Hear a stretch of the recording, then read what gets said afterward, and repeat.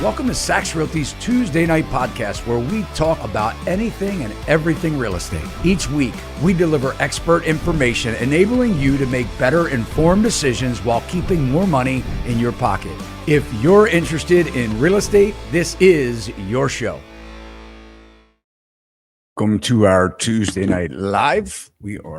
I'm out of the shot, single, not centered in the shot. Here we go. We got Orlando Minor on the screen. What's up, buddy? How are you? Good. Yourself?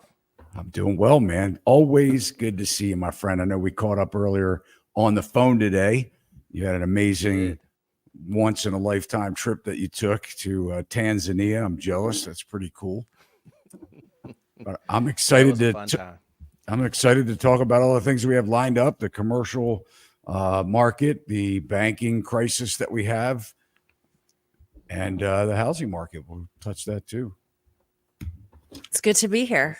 It's good to be here on Tuesday night, Orlando. It's, we haven't had you for a little bit, so it's good to have you and your time this evening. We're having a beautiful day here in Maryland. Feels like summer almost. So I'm enjoying that. For those that could go outside. I mean, we had brief breaks, but it was great. It was a great day.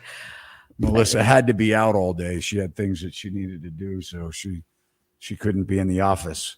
She wanted to enjoy the weather. What's going on, man? Tell us what's happening. Hey, man, nothing much. It's busy season here, closing loans. It's just getting busier and busier as we get closer to summer. So, yeah, man, it's doing the YouTube and my business, which is lending. I mean, it's a lot. Well, for those of you that don't know Orlando Minor, he has a YouTube channel. He's a great friend of ours and amazing show that he puts on. So we'll publish the link below. You guys have to check Orlando out, show him some love, subscribe to his channel. I'm sure you will thoroughly enjoy this tonight because Orlando's a smart guy. He is in commercial finance and he is a CCIM, which is unbelievable designation, one of the best that you can hold in the commercial realm, or really any designation. Really, it's certified commercial investment member, and it takes years to get that designation. You have to take a lot of tests and do a lot of you have to know your stuff. You can't make it up, and part of it's market analysis and financial analysis, and which is why he picked to go in commercial because it's all about numbers and not about emotions like we are experiencing in the housing market, where the buyers are still frantic and they just won't calm down. We're still experiencing that here in Maryland. I don't know about where you are, Orlando, whether the housing market is still hot, but we still have overbidding and houses being purchased over list price and multiple offers. Not that many offers, but I'm trying to figure out what is at the bottom of it, because I know the buyers aren't excited to pay more money, and I'm trying to figure out, what is the cog in the wheel that is continually keeping the prices going up over asking price, and it's not just inventory, because there is inventory that's climbing every day, but if we keep on this pace right now, I'm really concerned where we'll be. I know, and we may as well talk about it now. Charlton had made a comment here, if we want to pull that comment up, and sort of like a pre-show. And guys, we start this live stream, the interaction, and we really have a great community, a lot of interaction back and forth. It's fun to watch our audience talk about things that they've been working on, and if they're buying a house, and kind of conversing with the other members of our audience. But that's on at least an hour, sometimes 2 and 3 hours ahead of the show. So if you have questions that you want to post ahead of time, I encourage you to do that. Put it in there. But I know Charlton had said something about a Zillow article that just posted. Did you see that, Orlando, where it talks about I did not. affordability? So this just published. I mean, it's a little old. It's not that old. February 29th. If you want to believe Zillow, because most of now I believe Zillow in this circumstance, but I think it's probably worse than what they lead on to believe, because I'm just, I think, there's so much manipulating the numbers, that it's hard to get anything straight from anybody that seems to be published in the media. And if you all have ever tried to go online and actually figure it out for yourself, I mean, it is not easy to do. First of all, our real estate industry is backward-looking data. We're still talking about the fourth quarter of last year where you can get these numbers. I think we can all agree that things have not gotten better since the fourth quarter. So we can just assume that it's worse. But here's what it says. Home buyers need to earn $47,000 more than in 2020. Just a little bit of money there. And we're talking about home buyers, not counting the ones that have really been, sucking wind, getting their tax bills and their insurance bills. And in some cases, I had somebody reach out last week and say, is something wrong? They want more money for escrow. We were paying $2,554. What was it? It was $800 more is what they ended up paying. I don't remember the exact numbers, but they needed to pay another $800 in their mortgage, and their mortgage for the last 2 years has been like $2,500. They don't have a variable rate. These are buyers that just have owned a home for 2 years, first-time buyers, and now they're being socked with over $8,000 a year increase. And what they were saying was, we can't afford this. It's like it's not there, and we haven't seen this, show up like we will. It's going to be really bad as the next couple of years. But home buyers need to earn $47,000 more than in 2020. The income needed to comfortably afford a home is up 80% since 2020, while median income has risen 23% in that time. I don't even believe that. But if you believe those lies, if you believe those, what you see in the print here, it says home shoppers today need to make more than $106,000 to comfortably afford a home. And then if we skip down, it says wages haven't kept up. In 2020, a household earning $59,000 annually could comfortably afford the monthly mortgage on a typical U.S. home, spending no more than 30% of its income with 10% down payment. That was below U.S. median income of about $66,000, meaning that more than half of the American households had the financial means to afford home ownership. It's disgusting. What do you say, Orlando?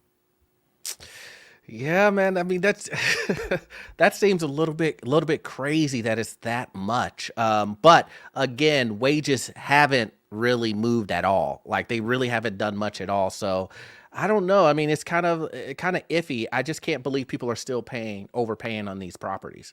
It's just unbelievable to me. They are. And excuse me, just 1 minute, Todd. I just wanted to just give an example here. We had Tim make a comment here. I made my first ever offer on a home in Delaware, Ohio, 305 asking. I went 10 over and the winning bid was 45,000 over asking. So I hope this poll rings true for summer. Joe, are we able to pull up that poll really quick? Which would be interesting to see. Yeah, so if you haven't voted on the poll, you can. It's not very complicated. We just want to know what you all think. We'd like to poll our audience and see. Home prices will drop the summer, fall 2025 or never. Seems like most people are voting for 2025. And I guess that will be when, everything kind of comes to a head with either the existing president or a new president. Who knows who that will be. You guys keep voting on that. 222 votes. We'd like to see that get up because it'd be interesting to see what you all think. Orlando, when you and I spoke earlier today, you said you were busy, and the primary reason that you were busy was because, and this is important for our listeners tonight because they are not hearing a lot of really what's happening in our world, unless they're trying to buy a house and can't, or they're trying to pay for their building and can't because the bank is refusing to refi. But you said that you're busy on refinancing. Just explain to people what a commercial loan is, because a lot of people don't realize that includes residential. But just explain to people what a commercial loan is, what you're seeing with the people now taking their cash out of their property at record speed. Yeah. So a commercial loan is basically any loan that you're using for investment. So that includes a single family duplexes that are normally residential, but you have to get a commercial loan for them because you're using it for investment. And then that also includes Walmart, Targets, big office buildings, strip centers, all that other stuff. And so what I'm seeing and what's happening is a lot of people are understanding that the rates aren't going to drop anytime soon. So what are they doing? They're saying, well, if the rates aren't going to drop, then I'm going to go ahead and pull out my income, pull out the equity that I have in that property right now, because they are afraid that the longer this goes on, the values will drop. And then they're going to use that money when the properties, when properties do drop, they're going to use that equity to purchase more properties. So that's what I'm seeing. I'm just seeing a lot of people just coming in and just taking advantage of that run up that happened 2 years ago and saying, you know what, I don't have time to wait on this interest rate to get down to 5.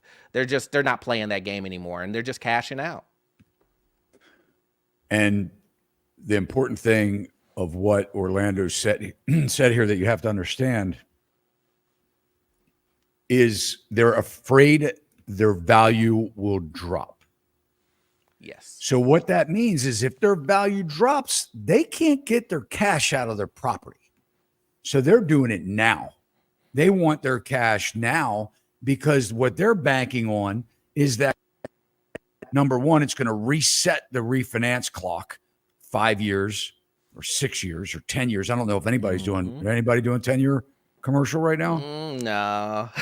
No. They're doing 5 years because they're playing it safe. 5 years.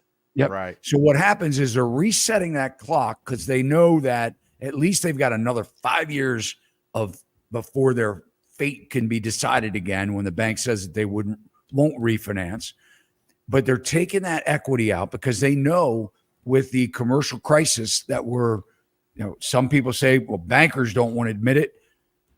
People that own the buildings know that they're not making the loan payments. They know their rents aren't there, or they're declining, or their tenants are behind on the commercial side and residential too.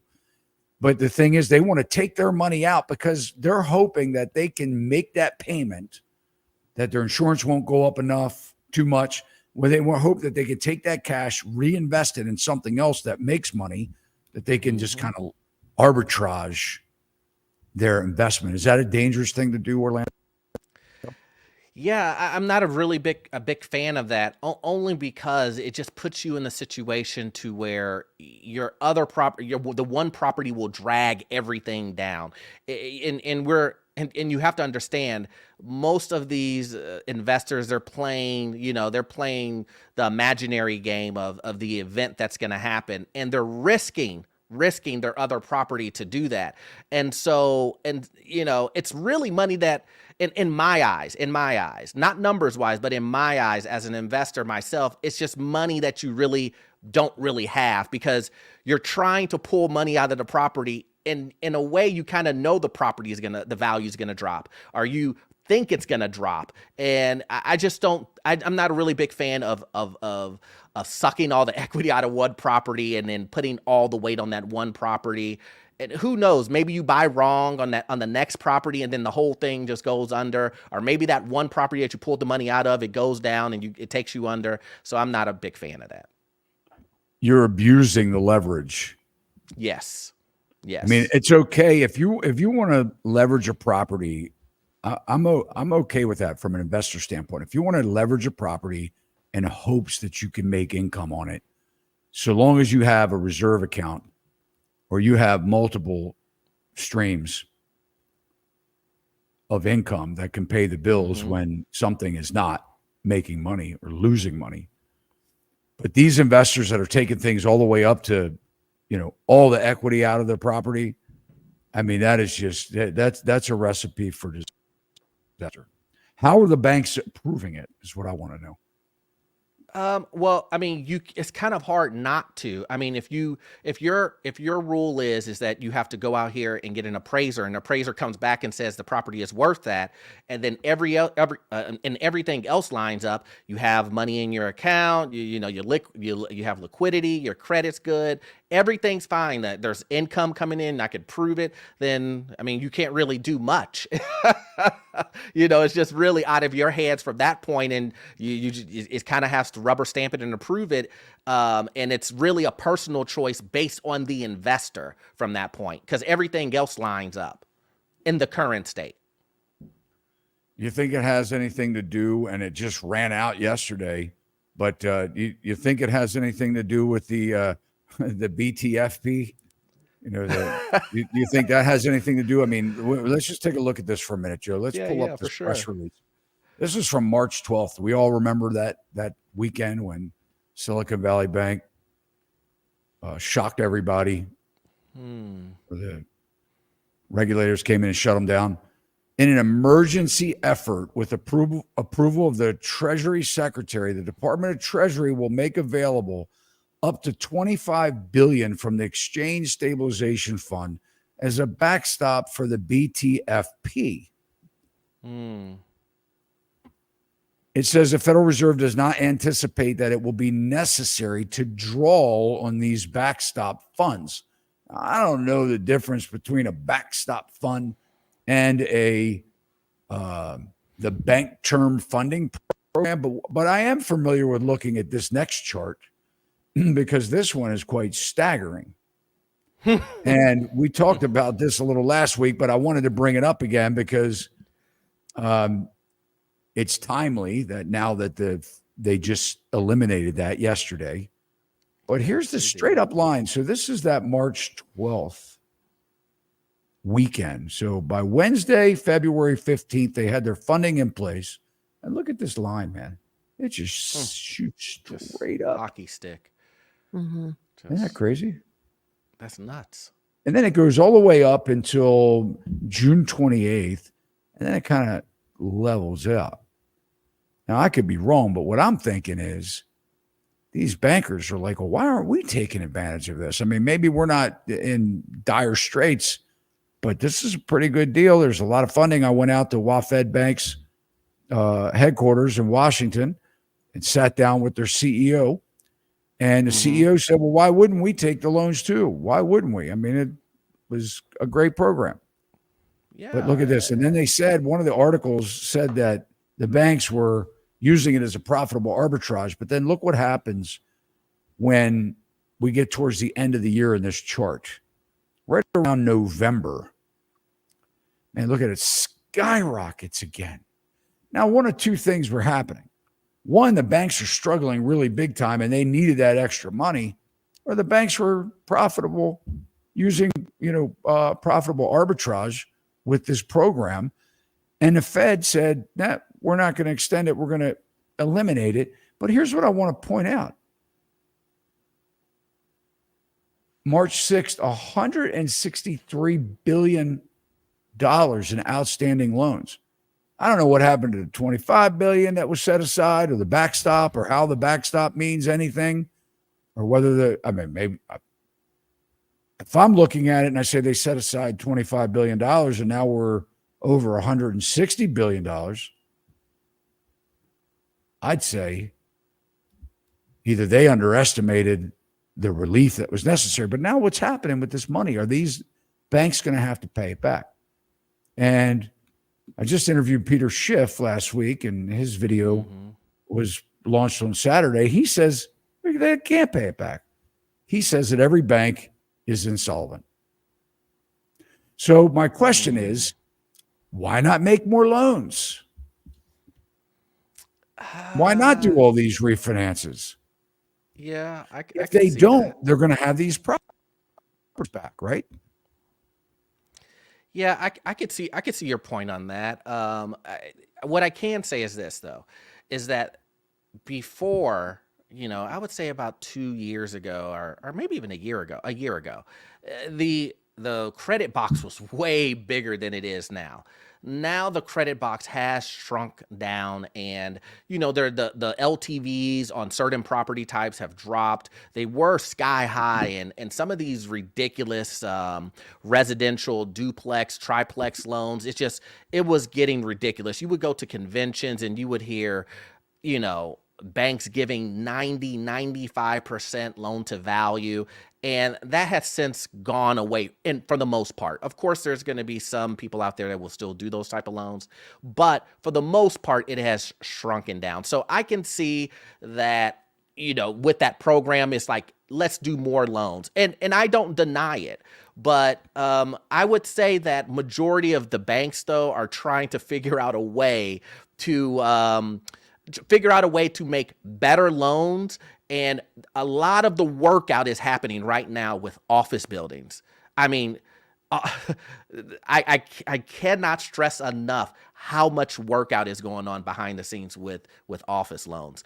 And so maybe if there could be some type of, some type of correlation between the workout of the office loans and offering this backstop funding, which could offset each other.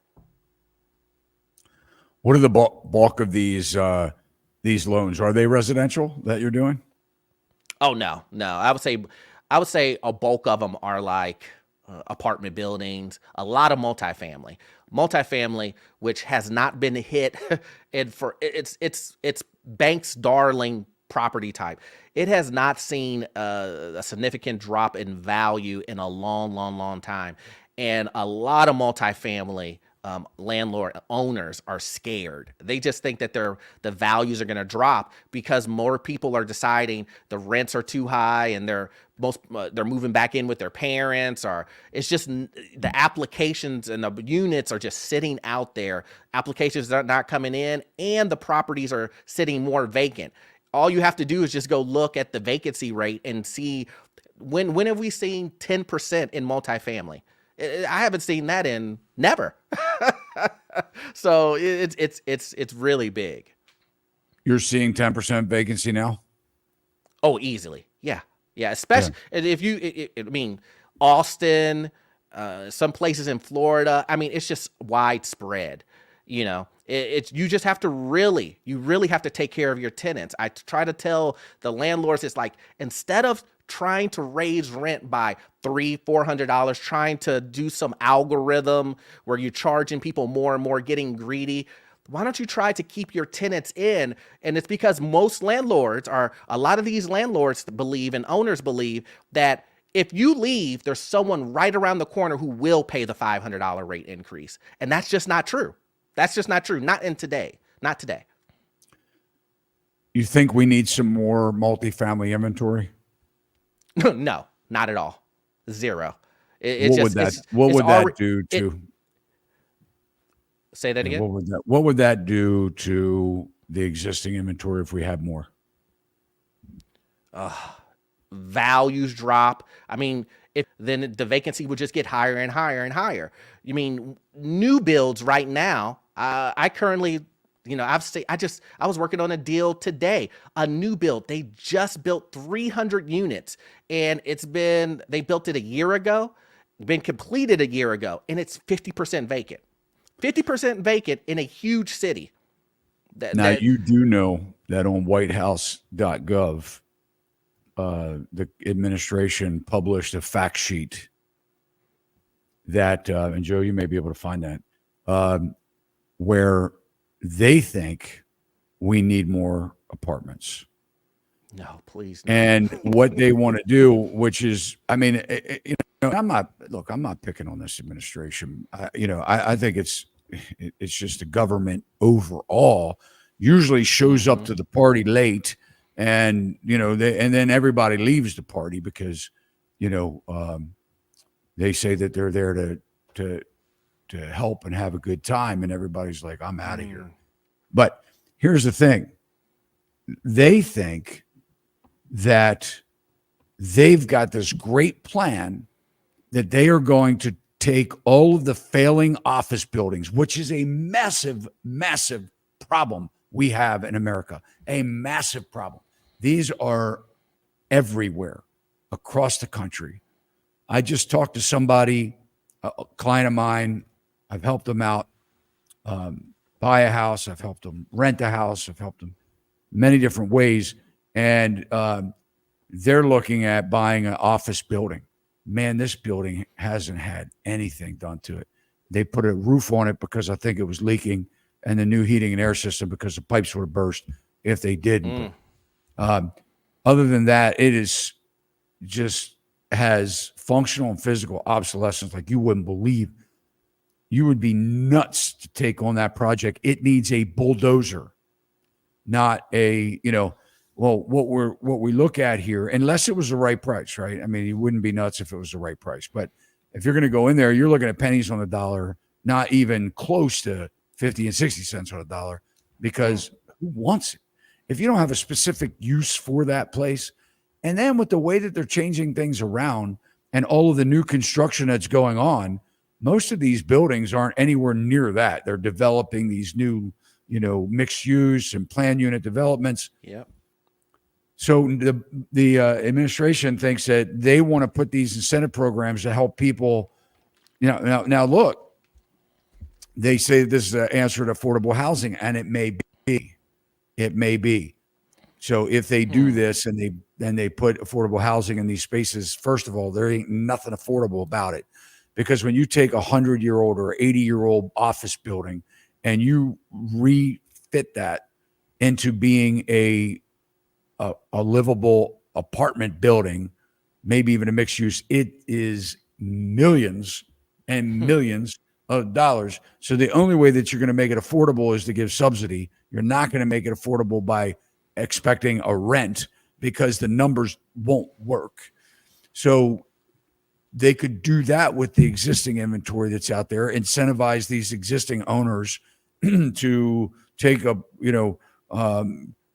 portion of their building and turn it into affordable housing. They could do that, incentivize these owners for doing that. But I think this is catastrophic because what's going to happen is we're going to have even more vacant buildings by taking these, and a lot of debt that's still not going to get paid, or it's just going to get written off or wiped off. I don't understand the method behind it. Orlando, you just said it yourself. And I'm not trying to pick on politics. I'm just saying it's a matter of fact. We don't need more multifamily apartments. No, this whole fascination with like going in there and taking the office buildings. If you talk to any person who owns an office building, no matter if they own it in the middle of downtown San Francisco or anywhere else, it's a nightmare. First of all, no one wants any owner does not want to deal with the liability that comes with turning that around, the money that it's going to take. It outweighs the quote unquote affordability. And here's the thing, what you just said, which is it's going to be subsidized. What owner wants to take all that responsibility of the liability portion, safety, coding, everything else that goes along with it, and then on top of that, you're going to be constrained by the affordability portion on top of that, meaning there's going to be rules associated with that. The owner will just say, I'll give the keys back to the bank. I'll just give the keys back to the bank and walk away rather than going through a 20-year nightmare of dealing with the government trying to get everything together. It's nuts. Let's take a look at this article on Bloomberg. And it's relatively new. It's a month old. But it said commercial property loans coming due in the U.S. jumped to $929 billion. And the interesting fact here says maturities have soared as more debt was extended, and that banks hold the largest share of the maturing loans at $441 billion. Nearly 20% of outstanding debt on the U.S. commercial and multifamily real estate of $929 billion will mature this year. Yes, sir. Requiring refinancing or property sales. The property sales isn't really an option because it's not worth, in most cases, what they financed it for, let alone what they bought it for. The volume of loans coming due swelled 40% from an earlier estimated by Mortgage Bankers Association. Go figure. Oh, Go figure. from an earlier estimate. Well, that's because your estimates suck. That's funny. Right? What are you doing as a Mortgage Bankers Association? You're an association that gets paid by bankers and others to give them good news until it swells 40% from the earlier estimate. But it says a surge attributed to loan extensions and other delays rather than new transactions. And the reason that these people are extending the loans is because they can't refinance them.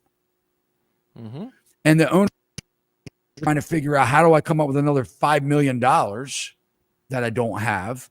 My income statements are terrible because I haven't been collecting rents like I did when I first bought the building or financed it with this institution.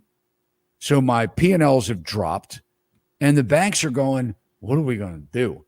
Hopefully the government's going to bail us out, because if we take these toxic assets that are worth 20 cents, 40 cents on a dollar, we're screwed, because 70% of our bank's balance sheet is in commercial mortgage-backed securities. So now they're looking at it and they're going, okay, what do we do? So what they do is go, Orlando, I'll tell you what I'll do for you. We'll give you an extension. Just please keep paying your mortgage payment. Right. Right? Okay, we'll give you an extension for 90 days or 120 days.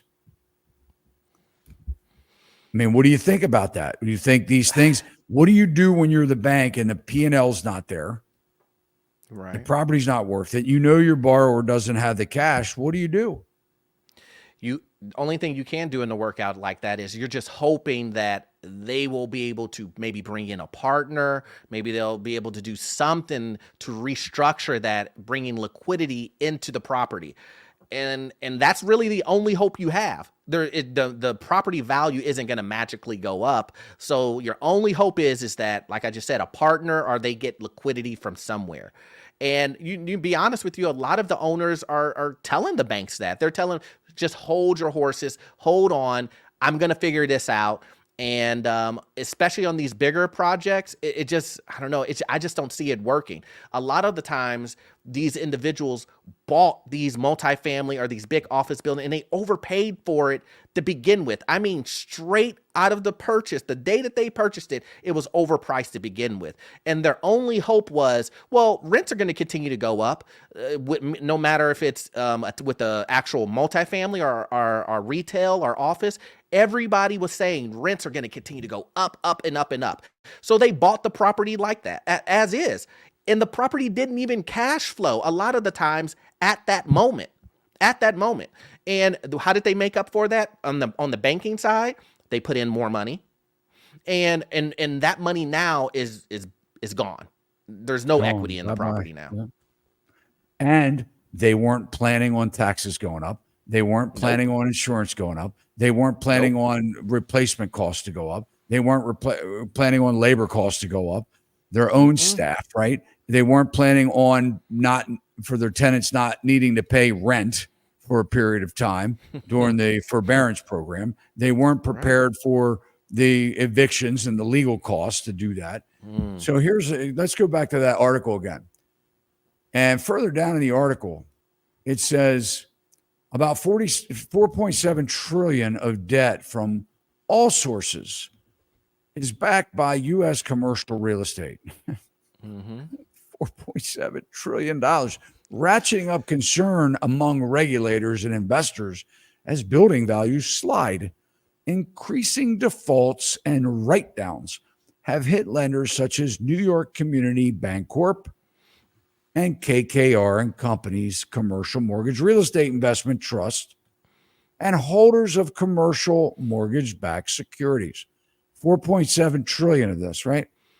All right, now let's just look at, who is this New York Community Bancorp? Well, first of all, they just got a lifeboat sent to them. because, and I'm not an expert at this, I'm not a financial advisor, but you all can read up on it, but they allowed them to sell more stocks to raise money. They've been in the news. It's a ship that seems like it was mostly sunk. And I think their life vest was, hey, let's let them sell some more stock. And look, it's risky, but if you can manage to raise more money, that's great. Go ahead and do it. But let's just learn about them for a minute. New York Community Bancorp, back in, I think, 2021, they struck a deal to buy this Flagstar Bank, which is also Flagstar Mortgage Company. And so let's just read a little bit about it. New York Community Bancorp is a parent company of Flagstar Bank, one of the largest regional banks in the country. The company's headquartered in Hicksville. Never heard of that place before, New York. And let's just skip down. Flagstar Bank operates 420 branches, primarily in the Northeast and Midwest. Flagstar Mortgage operates nationally through a wholesale network of approximately 3,000 third-party mortgage originators. That seems safe. In addition, the bank has 134 private banking teams located over 10 cities in the metropolitan New York City region and on the West Coast. Anyway, they're in it all. They're into servicing the loans, originating mortgages, and commercial mortgage-backed securities. KKR, on the other hand,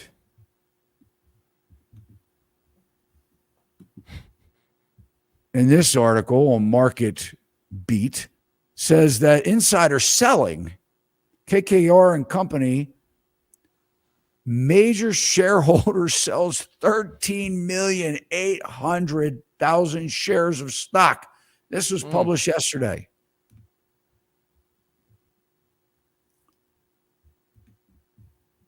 Orlando, what do you think? What do you think we're going to see? Because when I talk to bankers, they say we're not going to have a commercial banking crisis. What do you think? You're in commercial real estate. Yeah, I think we will, and because I just try to use common sense. If I see my bank, because we know this deposits are king here, and if I see my bank on television all the time saying that they're losing money, that they could collapse, and I'm going to take my money out. I don't know about everybody else, but I'm going to take my money out of there. And even though, you're starting to see those shares of stock and all this other stuff like that, I believe that a lot of this stuff is just going to consolidate. I think the big five will probably take them out, the Chase, the Wells, Bank of America. They'll pull them in, take all of their clients, take all of their data and everything else, and just consolidate. And if you really look at it, a lot of the banks are doing that already anyway. A lot of like the Wells and Chase, they're giving loans to these regional banks just to see the insides of their books, to see exactly if it's worth, these are the loans you have and this, and give them the money knowing that they're going to buy them out. So I see it consolidating. That's interesting. Yeah, I think I agree with you on that. I think that they'll get it for pennies and nickels on the dollar. They'll wait till they collapse and they'll just swoop in and do everybody a favor and take them over. And we know that JP Morgan the name with JP Morgan Chase. We know that they were affiliates of JP Morgan back in the day, helped to maybe even wrote the Federal Reserve. That's what these bankers have told me, that is in fact what happened. That's interesting. Back in the day, back in 1911, that I think it was that they took that duck hunting trip to the island. And anyway, let's talk about these 28 regional and community banks exceed regulators' threshold for a high commercial real estate concentration risk. Here's what's really at stake. I just want to kind of peruse this list because some of them I know. Provident Bank's on that list. Mm. I mean, maybe you know some of these banks. Washington Federal Bank, WaFed. Mm. They're on this list. Sandy Spring Bank's on this list. Columbia Bank. Ozark. Yeah. Yeah. I mean, some big banks. Citibank, National Bank of Florida is on the list. Again, what this is, this list, and you guys can find it yourself. It is just a list that was published that says that these 28 regional banks, regional and community banks, exceed regulators' threshold for high commercial real estate concentration risk. Now, what Orlando said was that, and this is the point, because these bankers can't come out. They got to be so careful, because banks, I mean, they'll have a bank run if people think that they're insolvent in any way, shape, or form. And I'm not saying that these banks are insolvent. I'm just saying that this is on a list that I found here on the Business Insider. You guys can find it. But if a bank comes out and says that they're insolvent, it's like a fulfilled prophecy. Everybody comes in and takes the money out of the bank. And that's why we had the bank runs back in 2023. Orlando, before we go into delinquency rates, I want to talk to you about because I know your channel keeps up on this stuff. What's happening with repossessions and credit card debt and things like that. We want to go over that, but let's take some questions. Mm-hmm. Got a lot of questions here specifically geared to you, Orlando. I'm going to start with this one. Orlando, what do you think about the president saying he proposes a $400 a month credit for families to help with their mortgage? I mean, great. I mean, I don't think it's going to happen, but you hear it. I mean, we saw the same thing happen with the student loans, and that didn't turn out. And it's just, you have to wait until it actually happens to be like, oh, okay, great. That worked out. But a lot of it seems to be just talk, and we have to understand that there is an election this year. So, I'm just kind of let's do it. Like that's kind of where I am. I mean, one would think, well, why haven't we already done it? But I mean, more importantly, here's the thing. Why not just don't charge so much for property taxes and, put some kind of regulation on these insurance companies that can just write their own check? I mean, after all, these insurance companies are big lobbyists. I mean, why let, it's interesting because the money just goes up. The money flows up. And a lot of people, the middle class and the lower class, want them to print more money. They go, that's great. We want to pass that bill to print more money. But what they don't realize is they don't get any of that money because they have to spend that money. It allows them to raise prices and take it up to the rich or the elite, right? That they get that money. That's where it all goes. It goes up. Money goes up. It doesn't come down. It's the only thing that can defy gravity. You can print it out of thin air and it can go up. It's got filled with helium or something. Your bill goes straight up, huh? It goes straight up. So why are we then appeasing and saying, look, we're going to give everybody $400? What? How about just get these prices under control? Jack the interest rates up to double digits. Let everything fall out as it may, and let these things reprice and realign. And let's force these businesses to drop prices. Yeah. Flood the market with trade. Open up the supply chain. I don't understand what's so difficult about this. Yeah, I think in general, that's the point, is that it's going to take, I feel like it's going to disrupt, like you just said, the insurance companies and the big business. It's just going to disrupt all of that. And they said, instead of doing all of that, which, let's just go ahead and give the $400, which is, compared to price drops and everything else that you said, like controlling the insurance companies, is really chump change. Really, the $400 versus changing what we just talked about, it really doesn't. It's really small. They came out, Orlando, with an article where in Maryland, you're going to have a hard time believing this, but they've just realized that they don't have enough money for 2024. They're under like $255 million or something in the state. We've got 6 million some odd people. Half of them work. 50% of our population that they think that they know, according to the however many people we have here, they say about half of them work here in Maryland. But they acknowledge the fact that they need to do something, some emergency kind of action, because they need to raise the taxes somewhere or create new taxes because they're under $255 million in budget for 24. And I say, just cinch in your belt. Stop spending money. Stop wasting money. Stop digging up roads that don't need to be dug up. Stop renovating, rejuvenating things. Put it on hold.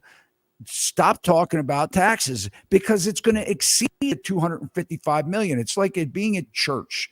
They create a committee for a committee for a committee's committee. And what happens is they usually create a committee because something's wrong that they need to address. So we're going to put people in, and then they don't ever disband the committee. They just look for more problems to add to the committee so that they can keep the committee thrive, sort of like a homeowners association.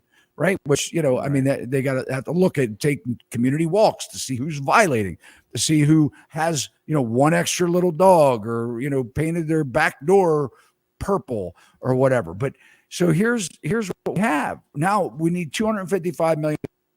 We're going to go in and we're going to propose these tax hikes that are going to bring in a lot more money than that so they can spend more money.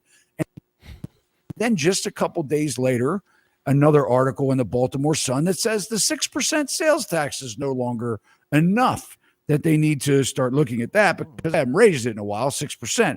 I think North Carolina is 8%, but when you drive down the roads in North Carolina, at least it looks pretty, right? They don't do any landscaping to the roadways. They barely cut them and barely pick up the trash. And maybe that's not fair over all of Maryland, but it's what I see. Mm-hmm. You see the same thing? I certainly do. Right. So if we're going to spend it, if we're going to pay 8% sales tax, and let's see it. Let's see where our money's being spent. We've got some super cash. All right. So we're going to go ahead. Congratulations on 100K subscribers. Thank you so much, David. Appreciate that. We're very, thanks. Just a complete honor to have 100,000 subscribers. My gosh. Yes, I know. It is. Congratulations, man. Again. Man, humbling. Thank you, Orlando. But how do you both, Todd and Orlando, answer tonight's poll question? So if we could pull that up again, Joe, please, that would be great. Awesome. Let's see what we got. What's the poll at? Our poll is, when will home prices come down? Mm-hmm. And, it's interesting. We're seeing a real kind of trick happening in, I wouldn't, maybe it's not an actual trick, but agents are pricing houses a lot more competitive than they had been. And I think one of the things that we're seeing here, so here we go. Home prices will drop. Summer 19%, fall 22%. 2025, 34%. And some people say never. So nobody has a crystal ball, but I can tell you that we are seeing where the agents are pricing the houses right now. They're not going 50,000, 100,000 over asking price. And if they are, or over where it should be, and if they are, then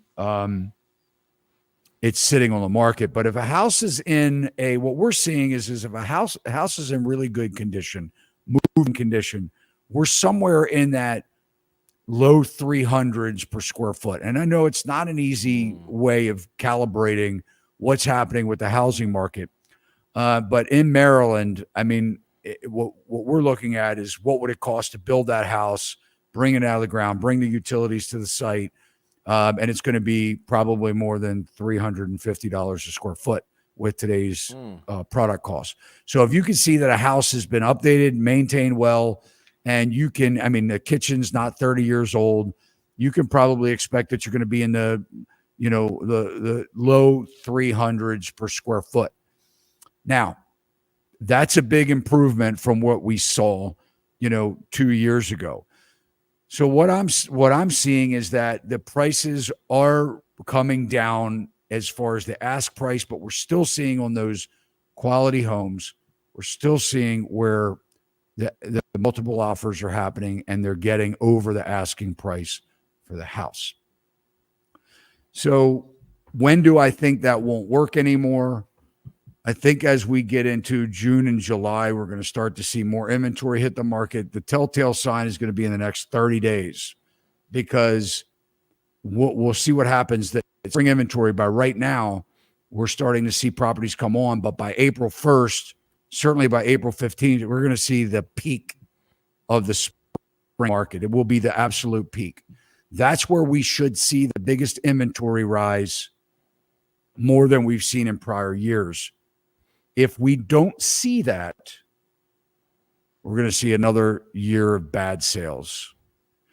Because when the sellers that want to sell this year, if you just think about it, it makes sense. For sellers that are saying, I want to sell this year, I know I do, the best time for them to do that is prior to a June 15th sale date. So anybody listening, if you're thinking of selling your house, this is a fact, because traditionally speaking in the history, once we hit June 15th, home prices for the year dive. They come down because kids are out of school, vacations, then you have back to school and summer sports, getting ready for school, back to school, and then holiday season. So I think we're going to be able to analyze where we are in the market within the next 30 days. We're going to see a lot happen in the next 30 days. We either will or we won't. We're going to see the sellers who's stepping up, ready to go within 30 days, or we're going to be looking at another very slow sales year. And as far as, I don't think we're going to see mortgage rates come down anything significantly this year. So I don't think that's going to help you buyers out, or sellers for that matter. Of course, we could be wrong, but who knows? New builders are starting to panic around here. I'm seeing it. I just had a situation with a builder where, I mean, they were really nervous and waiting for a client to sign a contract. And in that process, we earn like tens of thousands of dollars in between when the buyer looked at the house. Within a month, we watched multiple tens of thousands of dollars come off of the price and incentives, all because they know what they got coming, right? We're seeing it. These houses are not selling like they were. So I think we're going to we need to really monitor new home construction, because that always predicates what happens with existing sales and pricing. We see deep discounts because if you think about this, if you're a buyer and you can buy a new house for the same or less money than what you can buy an existing house, what are you going to buy? You're going to buy the new house because you don't need to do anything. You get a warranty. So when those prices or incentives start to get deeper and more favorable for buyers, the pressure will be more on the existing sellers. And I see a lot of people selling right now because they're like, man, I see the writing on the wall. I want to get out. So I don't think that we're getting any better because we're not seeing anything fantastic happen yet with price drops. We're not getting any better. Affordability is getting worse, right? Despite the crap that you hear, you're shopping, you see it. I'm not making it up. I'm shopping right along beside you. Orlando, what are your thoughts? Yeah, Maybe I think pull the poll up again so you can see. Yeah, it. I would go with fall. I'm gonna go with fall. I think that, like, I agree with you on the whole summer thing, and I just want to see a little bit more exactly what happens during that summertime. But I think fall, as we get closer to the end of the year, we'll start seeing some stuff happen. I mean, even right now, currently, at least maybe not in your market, but in my market and some other markets that I'm looking at and whatnot, we are starting to see some price drop. It's nothing dramatic where you're going to be like, wow, it's crashing or something like that. But we are seeing some properties sit on the market longer, and and the demand isn't exactly like it was, a couple of years ago, which it was going crazy. So I would go with fall. Yeah, I think, everybody's guess is as good as the next, right? But I think we Right. have to look at the facts. It's really the affordability issue. I mean, we started out with the Zillow article. They don't want to say it. I mean, my gosh, are you kidding me? They probably, I don't even know, how they release something like that. I mean, they were just all they talk about is how home prices are going to go up. And I've said this so much on the channel. If you tell people something enough, they're going to believe it. So if we tell people home prices are going to continue to rise, if you're out in the buyer market and you're hearing on CNBC or Zillow or Fox or CNN or wherever it is, you're hearing home prices are going to go up 2.5% to 3% or 5%. What are you thinking as a home buyer? You're going and you're looking at the price and you're thinking, well, the price is going to go up because that's what I hear. And you know what? And it's just, again, almost like a self-fulfilled prophecy because it is going up in those scenarios, right? It's what, and look, if eventually we're going to hit more inventory than buyer demand, it has to happen. If nothing else, we've got 1 million units coming on in new construction, a 25% injection of new homes expected this year. And that's 25, or what I was saying is 25% of all of last year's home sales, of just call it 4 million. It was shy of that. 25% of those coming on in new construction if they have the confidence to continue building. I mean, we just know Warren Buffett just sold all of his D.R. Horton shares, or 6 million shares, almost 6 million shares. There's a lot of smart money that is looking at this. What we just saw with the KKR and the guy selling all his share, a lot of his shares, and or whoever it was, I don't know if it was a guy or a company, but regardless of the fact, this can't keep going on. People can't afford 6 and 7 and 9 times their income for a home. So markets will be quicker than others. We just happen to be one of the markets that has a lot of the money here. I mean, we're Maryland, man. We are fat cats here in Maryland, right? We have some of the largest income earners right here in Maryland, working for the government, working as government contractors. I've always said it. Why put a toilet in for $125 when you can charge $1,300 to put the same toilet in? I mean, it's, the money flows. There's no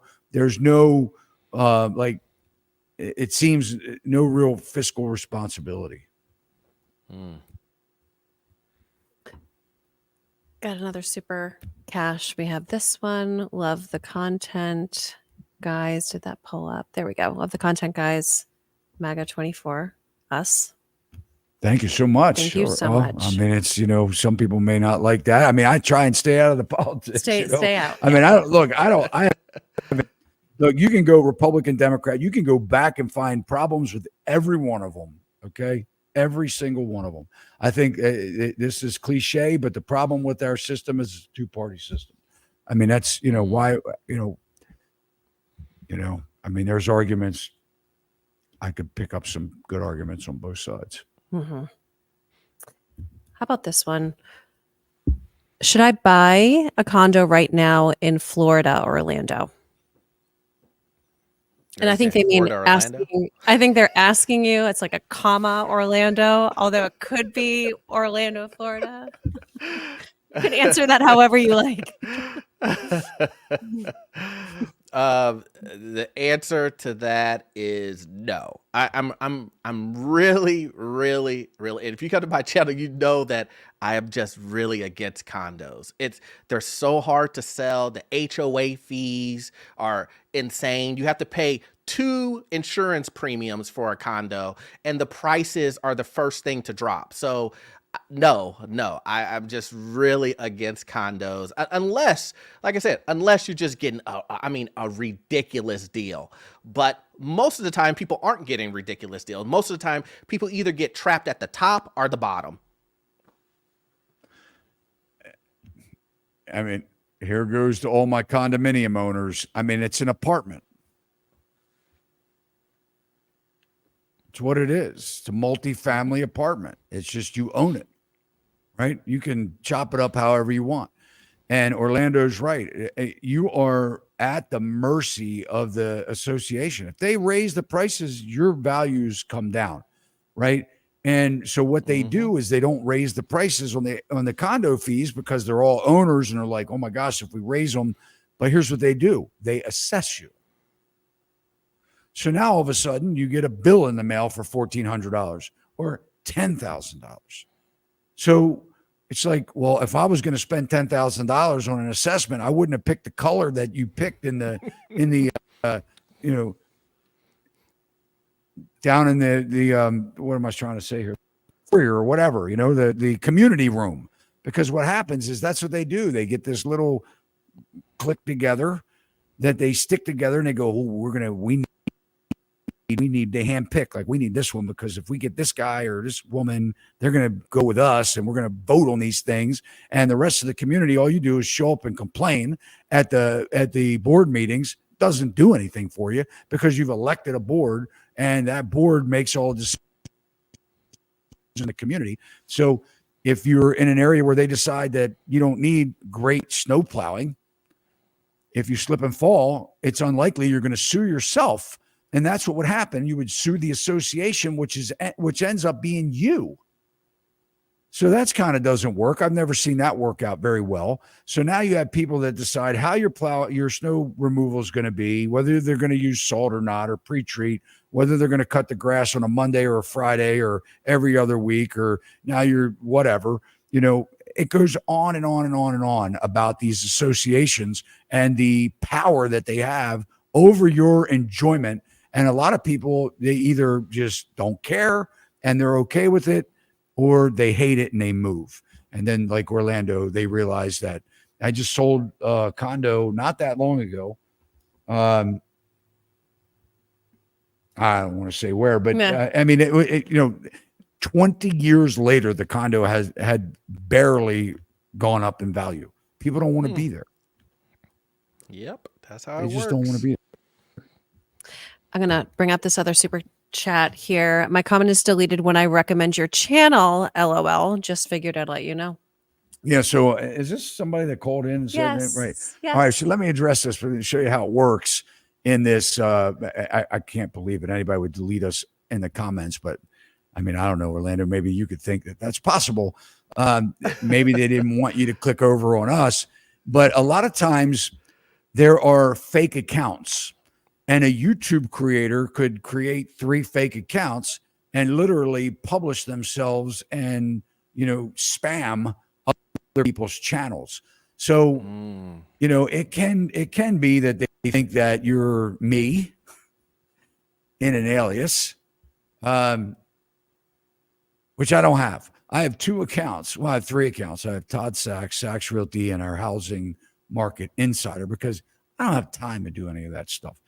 But, but it does happen. And, but we thank you for, maybe everybody can just go to everybody, the other YouTubers channels and just send everybody to our channel. And if everybody's bombarded all at once, they'll be like, they'll have to go through and watch my videos. Like, did Todd tell them to do that? Is it, unless Orlando rats me out. You ain't gonna not ratting you out.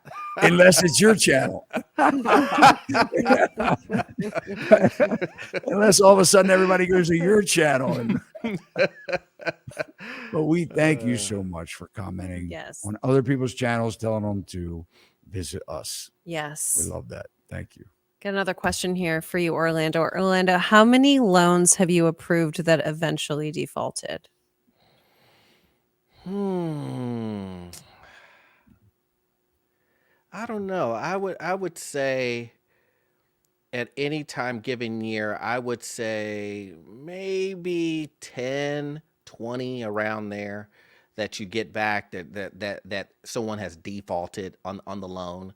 And some of those loans are loans that I did, 10 years ago or 5 years ago, and then I hear that they defaulted on it or something like that. So I would say about that. That's a good range. Well, thanks for being honest. That's perfect. Yeah. There you go, Tim. That's your answer. We've got another. We have a question here for you, Todd. Congrats on 100K subscribers. Thank you so you much. very much. Question for Todd. How are you helping the buyers navigate the crazy insurance costs and the insurability? Well, here in Maryland, you can get insurance. We're not like Florida and California and Colorado and a lot of these other states. Insurance is a big employer here in Maryland. We have a lot of insurance industry here. What we are seeing is where they are canceling after they buy the house because of specific reasons. So where we're not saying that the house is uninsured when right off the bat. So how much is a house worth that you can't get insurance for? Like some areas in Florida, that's why they have this socialistic insurance company, state-owned company. But what we do is with insurability issues, it's usually curable. So if the underwriter comes by the house and sees that the railing is falling off of the front porch or that the roof shingles are blowing off, usually you can cure that and keep your policy. They won't cancel you outright because you're in a bad hurricane area or a flood zone or something like that. But you have to shop insurance like everything else. So what I tell people is raise your deductibles. A lot of people will go with lower deductibles, ask the insurance company, what happens if I raise my deductible from $500 to $5,000? Well, how does that change my rate? Right now, it's a little bit of a gamble, but most of the time you're going to get a claim that the insurance company will deny anyway. So what are you really losing? I mean, That's so true. I have a friend of mine and he's going to be on here with us in a couple of weeks. He had to get a back surgery or something, but he sold his insurance company. He's like, man, I can't wait to get on your show because I'm going to tell people what they really need to hear, not what I couldn't say before when I was selling insurance. Right. It's going to be a good And one. so most of your policies are terrible. They exclude against everything. And, you have to add these endorsements like sewer backup and a lot of companies don't have that. That's excluded. If your sewer pipe gets clogged because of a root and it's 7 feet down on the ground, it's going to cost you $12 or $15 or $25,000 to fix it. And that's not covered on a lot of policies. So people don't realize that until they're like, oh, wow, we don't have sewer coverage. So I think, you need to shop insurance like anything else, raise your deductibles, where you're comfortable raising them to. Understand that you do have to pay that should something happen. You're not going to, that first $5,000 is on you, but you're sort of like, playing the arbitrage in itself on what you're spending every single month versus what you can save if you cannot have a claim for, several years. And this is right here. My sewer live repair was down 16 feet and cost 13 grand. There you go. Yeah. And by the way, when your sewer pipe backs up or implodes on you or something happens, you're SOL. That's pretty funny. Get it? Oh, I get it. I certainly do. I'll tell you what you're doing. You're moving out of your house. You're going to a hotel. We got another question here for you, Orlando. Do you see VA home loans as a way out for some? I would. No, I really don't. I mean, I mean, the rate, as far as rates go, when it comes to VA, I mean, it's the highest it's ever been. It's not too far off from just regular conventional loans. I do understand that there's a lot of like no down payment and all that other stuff associated with it, but it doesn't, the VA loan doesn't bring down the price. If that's what you're hoping for, then that's not going to help you. And a lot of people are trying to do the loan assumption game, and the loan assuming doesn't really help out because you have to assume the balance, which means that let's say it's a $300,000 home and you owe $150 on it. You can only assume the $150 at the low interest rate of 2-3%. That means you have to come up with the other $150,000, which most people don't have. So it's a wash. So I would say no. Yeah, you can get a second mortgage, but you pay through the nose for that, right? Yeah, well, most of the lenders won't even let you do the second mortgage. So to purchase the home, you have to come up with that $150. They won't allow you to do that second attached to that. The only issue that I really have with the VA loan is I just hate to see people buying. I mean, it's buying with no money down. I mean, it's just unless you really have a lot of money in the bank, it's just you're just starting, or you're going to be there forever, and but you just have no equity, so there's no cushion for emergencies. There's no cushion to be able to sell, to liquidate the house without coming out of pocket. And I just see, it's bad enough with the 3.5%, which really isn't, or 3%, which is not a whole lot of money. I get it. People don't have money, but ideally I'd love to see people in a 15-year mortgage and, paying down that principal balance as fast as they can. You're in the world where, people want to leverage properties. I'm in the world where I say, pay these bankers off, get them out of your life. Yeah, my thing is this, is that based on what I see, most people don't have that the 10% or the 15%. So it's that 3.5% or that 0. It's just the way it is right now. It seems that that's the entry level for owning a home. And based on the stats and what we see are in people's savings account, and people living paycheck to paycheck. It's and not only that, but the personal financial statements and credit card statements I see, everybody has debt up to here. So it's to ask someone to say, hey, can you come up with $20,000 or 30 or 40 or 50? I don't see that happening anytime soon. Why would you give an extra $20,000 to a seller? Huh? Why would you give an extra $20,000 to a seller? I mean, they don't have it to spend, but then why are they giving it? Yeah, true. I mean, that's a fair question, right? Yeah. They don't have $20,000 to put down, but they will give $20,000 more for the purchase price just to get in the house. Yeah. On a house that they don't have any money and they're in debt. They're broke. And here's the thing. And the reason why I believe that is because it adds what, $1 onto your monthly payment or something or something like that. Like it's again a scenario where I say on my channel all the time that you're paying too much attention to the monthly payment and the interest rate. Let's pay attention to the overall price, the asset itself. Why overpay for it just so you could pay it off in monthly payments? I think that's crazy. And I appreciate all the time on my channel and say, forget about the interest rate. Let's focus on not overpaying on these properties. You don't tell people to date the rate?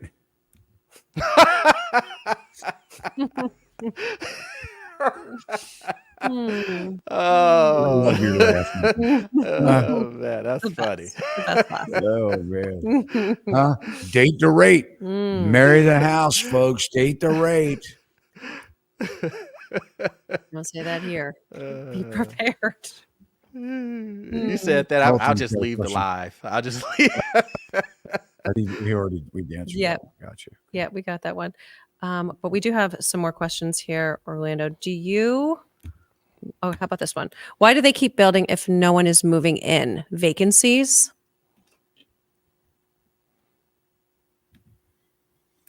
Well, the problem is that they started building years ago.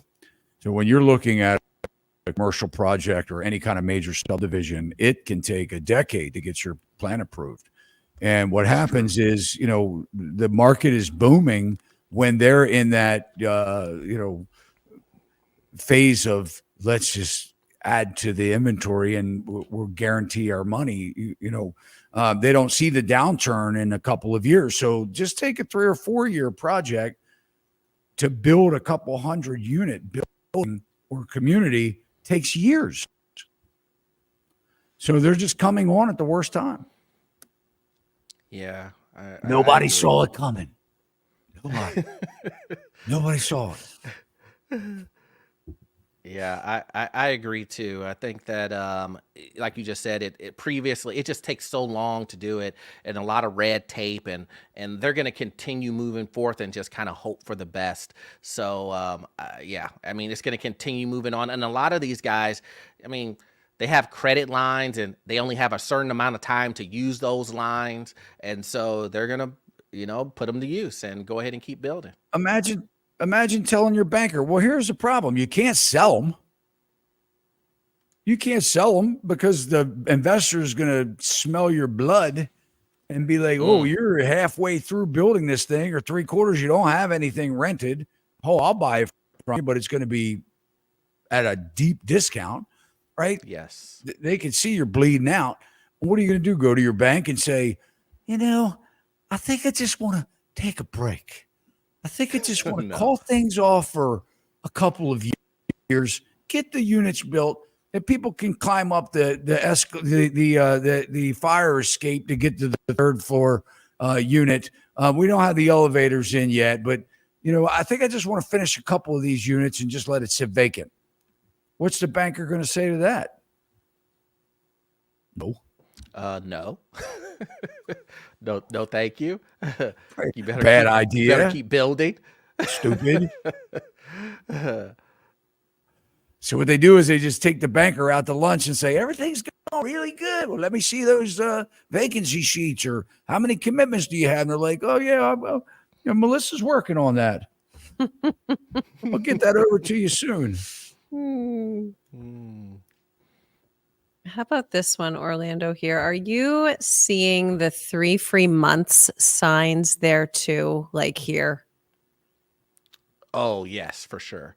For sure. I mean, it's the old the landlord shuffle with the rent and I commented on this earlier about how the applications are slowing down and how individuals like landlords have to figure out different ways to attract tenants that they scared away to begin with, but they're trying to get those people to come back, and they're doing the 3 months, 2 months, 6 months. It goes on and on, and I'm starting to see this in a lot of the brand new units. I mean, built brand new construction apartment buildings. You see this 3 month sign everywhere, specials everywhere. Yeah, it's running rampant. We said it would happen. Mm-hmm. I mean, we've talked about this, Yep. for the last 2 years, because what happens is these apartment owners, they can't drop the rent because that really screws them moving forward with all their existing tenants, the ones that have been leasing there for 3 years, 5 years, 7 years are paying market rents. They bumped them 3% every single year. Now, all of a sudden, the only way that they can do that, just like the builders, is to give them 3 free months. We'll give you a 15-month lease. You pay for 12 of them. It's at market rate. So, yes, the rents have come down, but nobody knows about it, right? It's a secret. Right. It's just between you and me. I'm going to give you 3 free months, right? But nobody else is going to know about it. We don't want mainstream media to find out about it, because if they do, they'll say that our rent prices are coming down and that the Fed was successful in driving us, shelter inflation lower. So that's the game that the home builders are playing too. Same thing. They'll give you incentives. They don't want to drop the price. In fact, they want to raise the price. It's just not working very well. And along the lines of that, banks are offering skip-a-pay options to keep people in their mortgages. Yeah. Interesting. And I can see then that. this one, As well as a whole plethora of remodification yeah. products out there. hmm Where do you guys get the data that loan delinquencies are rising? LOL. Current 90-day delinquency mortgages are at 0.57%. That is not a lot. LOL. Well, a lot of this stuff's not being reported. Why don't you go and find Google search? And we did this, but Google search non-performing loans and reperforming loans, because see, a lot of these modifications, they are just remodifying the loan to keep them current. And so if you take a third of somebody's, why don't you look that up? Look at over 1 million households have had remodification since 2020, right? Over 1 million. That would be 1 million homes would have been in foreclosure. Another $250,000 just in that alone of modifications. That's not counting. They are foreclosing on houses. You are seeing that foreclosures. But let's just look at when you take a third or 30% of someone's principal balance and you throw that on a second mortgage in the back end of the 30-year note, and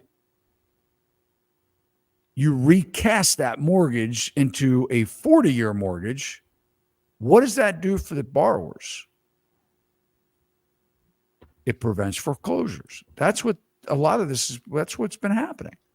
So what you're not seeing is the reason why that they're behind in their mortgage in the first place is because they're broke. So they're not fixing their house up. They're not making repairs. Okay. You can ride through the communities and start to identify these houses. That their fascia boards are peeling or rotting off. They're, whatever. Siding's blowing in the wind. The driveways end of life. The roof's end of life. Their grass gets cut every month when somebody goes by and tells them that they have to keep it cut. You can see it showing up in communities. We're about to see the grass cutting thing now because you're probably just worried, depending on which state you're in. Maybe you cut all year long, but we're starting to see on the Eastern Seaboard, grass will start growing here in the next week, and you'll be able to see who's keeping up and who's not. It's going to show up big time this year. It's getting tough. What's that? I said that it's getting tough out here. I mean, you were talking about that most people are broke. I mean, the amount of debt and the spending that's going on right now, it's insane. So yeah, that's not far off at all. Let's pull up this Fred chart here, delinquency rate on consumer loans in all commercial banks, and we'll kind of get into it. So people are using their credit cards. I know this is no surprise, and maybe a lot of you listening tonight use your credit cards with full intentions to pay them off, but you can't, you haven't. And you're utilizing your credit cards to buy groceries. You're utilizing it your car repair that costs $5,000. You paid $25,000 or $20,000 for your car. You take it into the shop to fix it is $5,000. So essentially 20 or 25% of what you paid for your car that's aging goes into fixing the car in order for you to continue dropping it. A lot of people are driving around on expired tags. They have not been able to afford to renew their registrations. They have outstanding parking fines or whatever. They haven't done their emissions, everything. I mean, think about the burden of expense and everywhere you turn around. There is something for you to pay for, and affordability has never been worse for those that are living today, right? Look at this delinquency chart here. Now, there's a tragedy here with this delinquency chart. The tragedy is that it ended in the fourth quarter of 2023. What's wrong with this picture? We're in the first quarter, almost at the end of the first quarter. Why don't we see information on delinquency rates? But one thing I can tell you, and I want you to focus on here, if you look at the history of this chart, and this chart goes back to 1987, probably well before most of our audience or listeners were alive. And you look at this line of delinquency rate from 2022 and tell me another time in this chart where you've seen this delinquency rate in its trajectory up. It's a little curved. It's a little bit bumpy. It goes up and down. It staggers through time. This line goes almost as high and as fast forward as what we see back here in 2008. Now, if no one else sees that, I can make it bigger. There isn't very much on this chart dating back to 1987 that even indicates a length of time of such delinquencies dating back to 1987.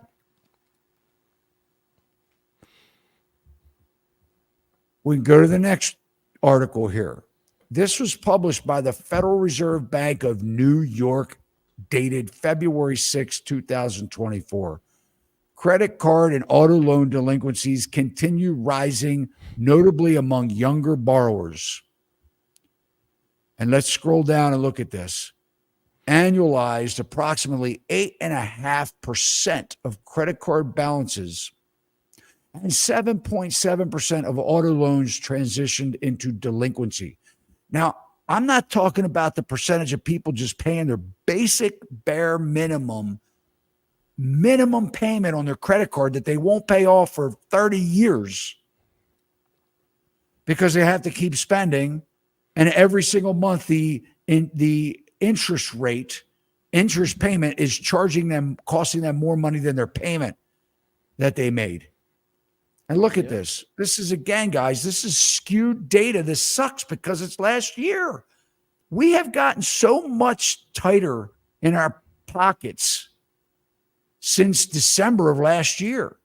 For many of you, you're just wondering how you're going to pay off your Christmas bills. Household debt and credit developments as of Q4. Here's what I want you to focus on here. Don't worry about the percentages that they're saying are delinquent and behind in their mortgages. Guys, it's not good. Look at this category, mortgage debt. Look at the annual change in billions. 329 billion annual change. 1 year. Home equity line of credit, 24 billion. Student debt, 6 billion. Auto debt, $55 billion more in 1 year. Credit card debt, ladies and gentlemen, $143 billion more in 23 than 22. Annual change. 143 billion. This is household debt. Total debt in 1 year from 22 to 23 went up $604 billion. And we're not even looking at 2024. So I ask you, why is this so hard to understand? Why is it that we want to just stick our head in the sand and say this isn't a problem? We're making this a political issue, that you're on the left or the right, and it doesn't matter what anybody says to the fact that we are struggling and we are getting worse every day in debt, and that our young people can't even buy a home. But yet we're going to sit there and argue on what this, incumbent or what this, running for office has to say about it, and we're going to argue and hate each other. If I don't care what side of the aisle you're on, if you're living on this planet Earth, you can't look at these numbers and think this is okay.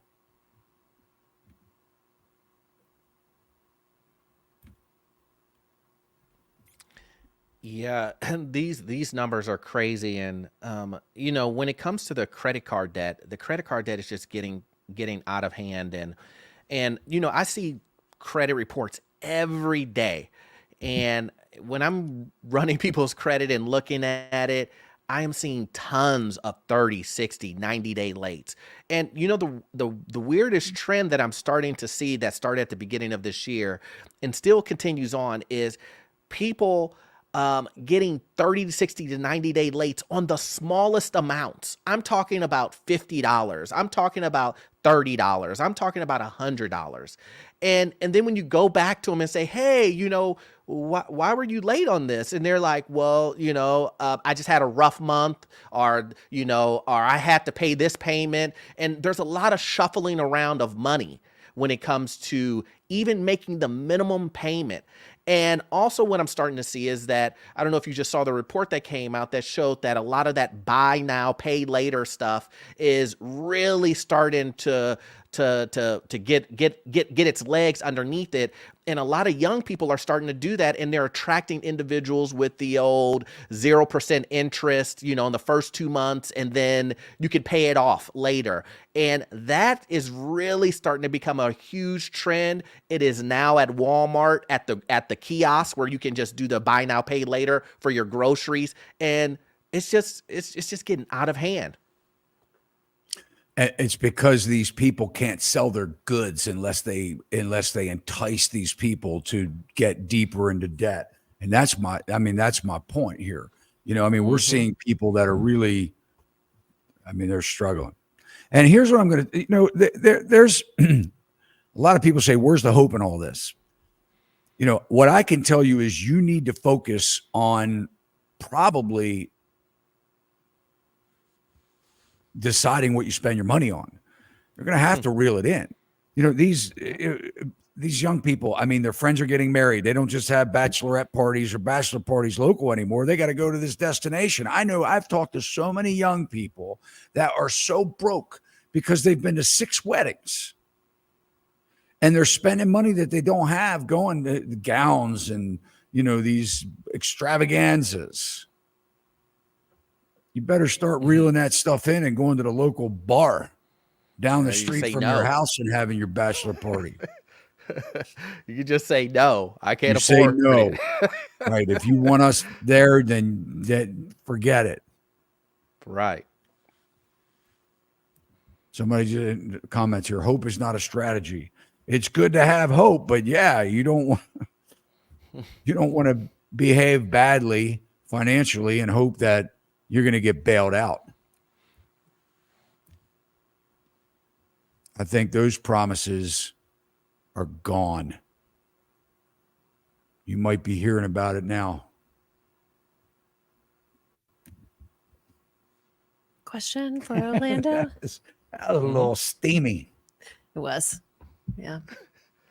It's tough times. I mean, it's we Makes just me had sick. You know, it really makes me sick. We got a comment right here. I have no debt and I can't afford rent and groceries with an engineer salary. I don't know how anyone else does it. It's horrible. Yep. Question for you, Orlando. What is the craziest anecdata you've seen in your local metro? I don't know. I don't have an answer to that. I haven't really seen. It's kind of hard to see like crazy data when I look at numbers all the time. So nothing's really crazy to me. So no, I can't really. I don't know the answer to that. I haven't seen anything crazy that would just be like, oh, surprising to me.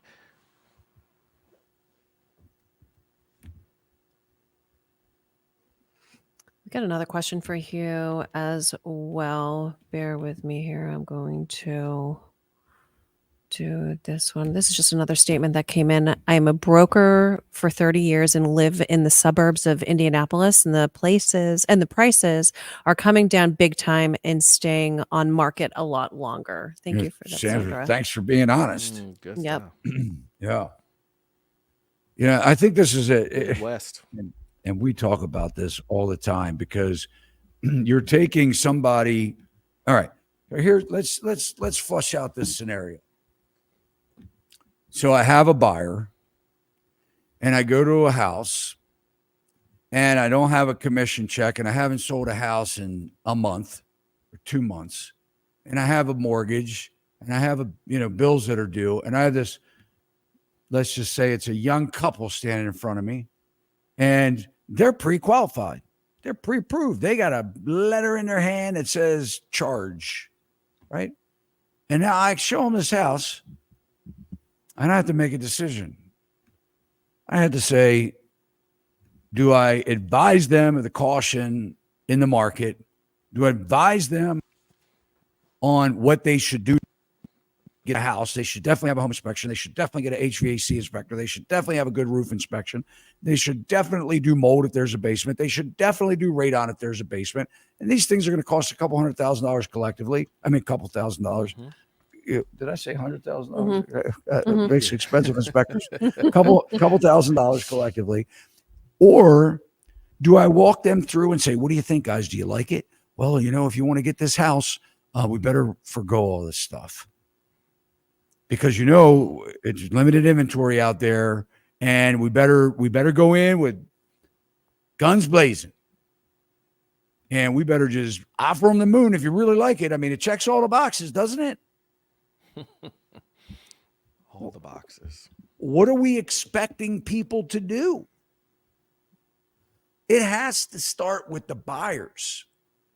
It has to start with you, or you need good agents that will put your needs in front of their own, which, to be quite honest, you might need to do some interviewing.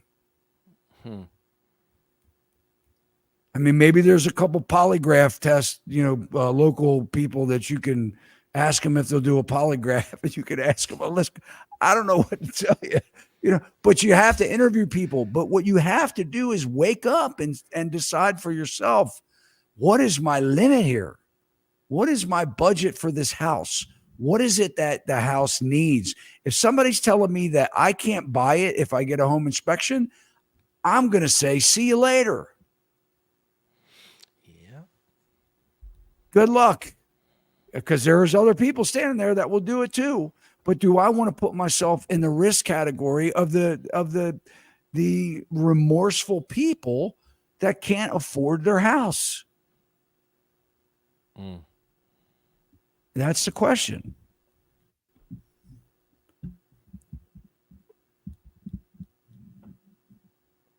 Orlando, how about this one? I'm going to pull this up really if I can click that.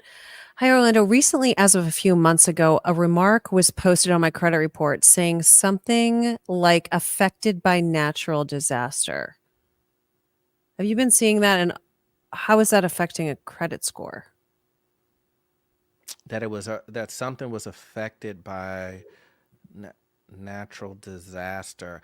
Oh, I think what she's talking about is like the mortgage payments. Like sometimes on a credit report, you'll see like if a natural disaster happened and the mortgage has to be stopped or whatnot, so the individual doesn't get a 30, 60 day or 90 day late. It will say that the house was affected by a natural disaster, and it kind of pauses it, and you don't get dinged for that because obviously you don't have a house anymore. It'd be hurricane, fire, or whatever else.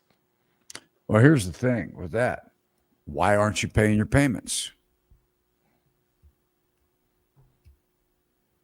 I mean, so your house catches on fire and you can't live there. Do you not have to pay your payments? And if the answer is you don't have to, why even put it on the credit report at all?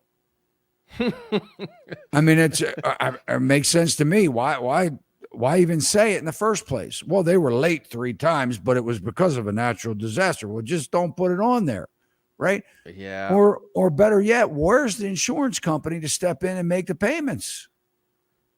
Yeah, and to be honest with you, that's kind of remember was it a couple of years ago when you could go ahead and like do some type of workout with your mortgage, and you could do some type of workout where they would basically say that your mortgage kind of like in forbearance, and the government came out and said, hey, you can't You can't ding someone's credit because of the program since we're going through the pandemic. You can't ding their credit. So what a lot of mortgage companies and banks did was they didn't ding the credit. They just put it in the notes that this person was doing XYZ, which would let everyone know, like, this is a person who decided not to make payments. But Orlando, they sent them checks in the mail. I'm just telling you what happened. Look, people got paid more money to sit home than they did at their job. If they had a job and were laid off, they had their state unemployment. They had $700 for federal stipend, right? They got a couple rounds of stimulus. Their employers got PPP money to keep the bills paid and to keep things going, right? Right. I'm confused. I'm confused. I'm confused. What it is I'll tell you what it is. People are buying houses that shouldn't buy houses. They don't have a financial wherewithal to keep things afloat. If somebody loses a job, if somebody gets ill, if somebody, whatever, the furnace breaks, we're encouraging people to be in debt that they can't afford to the 100%. price of making everybody, others rich on their demise. It's a terrible system, right? What we have to do is stop manipulating the markets, stop screwing with the interest rate. The interest rate's the interest rate. The bank has to make money. There was a time when, okay, so here's the deal. The banks are getting bailed out. They're making all this money or they're not. What is it? Are they making money or are they not making money? How much do you get paid on your money? They lend all of your money out. They get these people to buy into debt.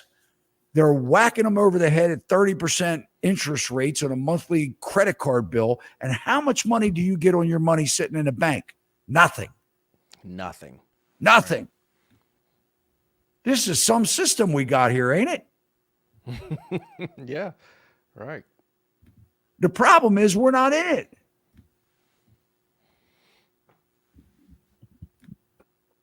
That's not a problem. I'm just saying, you know what I'm getting at here.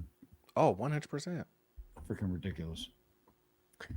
What do you Somebody do? commented last time that they thought I was angry. I'm really not an angry person. Passion. Truly I'm passion. really not angry. It's passion. I'm frustrated. Yeah. I'm frustrated. I'm frustrated for not me. I'm frustrated for all the people that are trying to make a way. Mm-hmm. It's tough out there. And it's stupid decisions that are being made on your behalf. You have no control over. How about this one? What to do if you already paid earnest money and the house is ready, but interest rate is still high? Walk away, lose your interest money, $20,000. Yeah. See, this is and I'm just going to say, you should not, talk to your broker. I don't advise anybody putting down more than 1% in earnest money deposit. $500,000 check or $500,000 house, $5,000 down payment. That's it. Earnest money deposit, not down payment. That's it. Okay. When the agent says, "Oh, you want to make this deal look really special?" Well, yeah, I'm putting an offer in. That's special to me. You better put down 4% or 5%. Give me a check for $25,000. You're going to put it down anyway. Well, what happens is, depending on what your state is like, or depending on whether you get into a dispute with a seller, you may not get that money back until you go to court, which could be years. So when you're looking at an earnest money deposit, number one, when you're putting an offer in on a house, you don't want to just do it out of willy-nilly. You want to make sure that you like that house, right? Not that something else pops up 2 days later and you're like, oh, wow, that really looks good. That wasn't on the market when I bought or when we put a contract here. Let's get out of this one and get over to that one, because that doesn't happen. That may be a problem. So you want to make sure that you love the house, that it checks your boxes, that you can afford to buy it, you can afford your offer, and then you want to go in with all, intentions of making it work. If you get into a home inspection situation where the inspector finds problems, and they won't fix them for you, and you're demanding it, your contract should be written that you have a contingency period and that you have a right to terminate based on the home inspection and get your money back. that should be part of your requirement to buy. And you need an agent that's going to make sure that you're protected as much as they possibly can with what you should be doing and how that contract is, or what you're asking for is written up. And if you need to, ask an attorney, which is at the head of just about every contract with that comes from the National Association of Realtors. Talks about if you don't understand it, seek competent counsel. But a lot of this stuff's not hard to read. It's not hard to understand. It's written pretty plainly. Yeah, I'm curious to know, like, who told them the interest rate was going to go down? Mm-hmm. Probably some lender said eventually they'll go down, and you can date the rate and. Told them the interest rate is going to go down in 30 days. I mean, okay. Hey, you want to drive lenders nuts? I'm going to give you guys a little secret. All my lenders that are listening, they're probably hitting the unsubscribe button and holding their ears. Ask them if they'll do a rate float down.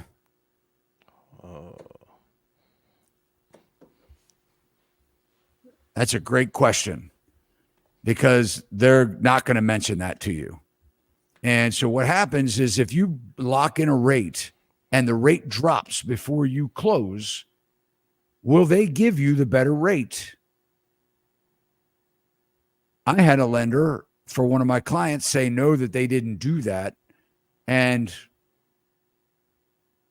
they got a lender, let's just say, that said, yes, we'll do that. Then the lender called back up and said, well, I talked to my manager and I can do that too. So for all you buyers out there, talk about with your lenders a rate, a float down, which means that if the rates drop while you're under contract before you close, you can get a better rate. Why'd you go, ooh, Orlando? You're talking to me? Because I knew what that lender would say. I knew he'd be like, "Oh no, we don't." Lenders we don't go, man, this is terrible news Todd's giving. Who is this guy? Tell me. Who is this guy? Don't say that. Trying to get the clients the best price. An opportunity. Orlando, before you leave tonight, tell the young potential home buyers out there some good news about the housing market. We don't want them to give up on owning a home someday. Good news, huh? The good news is some prices are going down in some areas. And if you, while you're waiting for prices to go down, you can do things like get your credit together. You can do things like have your emergency savings account fund go up. You can do all of those things. So it's not a situation of just waiting around and not doing anything. So I just tell people to get prepared. It's not a scenario of it's doom and gloom. This is just what it is. This is reality. And I don't want to lie to people and tell people, oh, well, that everything's great. Everything's this. Don't worry about this. I'm just telling the reality. So in the meantime, you just have to prepare so that when you are ready to purchase that home, that you'll have all those things lined up. Got a super cash here. I was supposed to buy last year. My lender and my realtor said it would be down by end of last year. Thank God I didn't buy yet. Thank you, Charles. Yeah, Charles, we had a lender on the show, and what was that? I lose track. I can't believe how long we've been doing this live show already. It's three and a half years. It's been 3.5 years. Oh, wow. That's crazy. I know. It certainly is. Crazy. Jeez. Yeah. What year was that? That was it was the first show was the end of August, and it was 2020. Well, it had to be 22 because 22. prices 22. It had to be 2022 because the rates were going up. Prior to that, they were really good. So we had somebody on the show at the end of 22, and they were a loan officer, and they said, we'll be back at 4% by the first quarter of 23. Yeah. And I said, we'll be almost 10% by. Yep. So we both were wrong, but it wasn't 4%. It was close to 8. Mm. There are still people out there that believe that. How about it? We're trying, guys. I tell you, it's interesting to track all this stuff, and time will tell who is right and wrong. And Victor, thank we'll you for see. this super Victor cash. Ashley. These lenders started date the rate, marry the house, and have been misrepresenting rates. They have been awfully quiet lately. Are they going to honor their predictions or deal with a 2-1 buy down going up? You know, I'm seeing lenders do some crazy things. And Victor, thank you so much. Victor has a YouTube channel as well, and he's a good guy. Actually, went out and met him face to face when I was out in Seattle. He sells real estate in the Seattle area. Anybody looking in Seattle, I highly recommend Victor. He is a straight shooter. But you know, the interesting thing I'm seeing now is most of the lenders have this new program out. And what it is they guarantee you an appraisal so that you can waive your appraisal contingency. So if you're on a Saturday out looking at houses and the house is $500,000 and you want to offer them $540,000, you can call this company up. They will run the numbers over the weekend, and they will guarantee, if they do guarantee that the house will appraise for the $540,000. If it doesn't, they'll give you the money back at closing. Now you sit there and you go, wow, that sounds really good. That's a safety net for me, because if the house doesn't appraise or they say no, then it's not worth overpaying the price. And there could be some school of thought to that. But here's the problem. You're stuck with that lender. So I just had a situation where, you know, a buyer was with a credit union.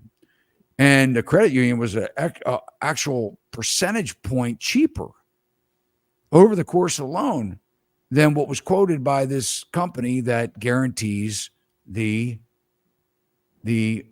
appraisal. So, you know, but I'm seeing lenders do some crazy. They're just really doing some crazy things now. You know, trying to keep the ball moving in the court. Yeah, that sounds crazy.